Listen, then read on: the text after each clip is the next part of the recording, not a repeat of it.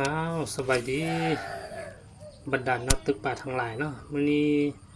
ฝนฟวยอยู่ในแล้วก็พาพี่น้องหมู่เพื่อนมิตรสหายมาตึกป่านำกันเด้อลองเบิ่งว่ามันสิมีปลาบ่เนาะเห็นมีตัวบอนอยู่แต่ว่าบ่ฮู้ว่ามันสิกัดบ่ลองติดตามไปนำกันเบิ่งว่ามันสิมีตัวกินบ่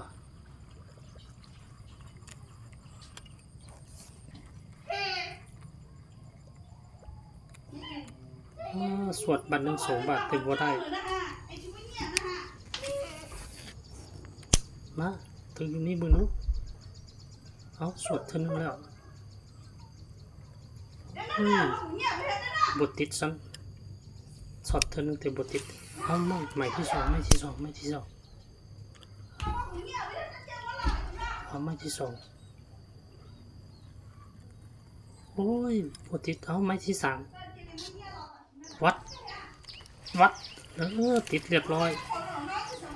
เอาลงเบิ่งโอ้ตัวน้อยนี่ถึงว่าน้อยหรือว่าง่ายก็เก็บไปเลยเนาะเป็นแต้นเลยนะพอได้เบิ่งพอได้ผ่อนคลายเนาะเอาเขาเข้าใจเด้อ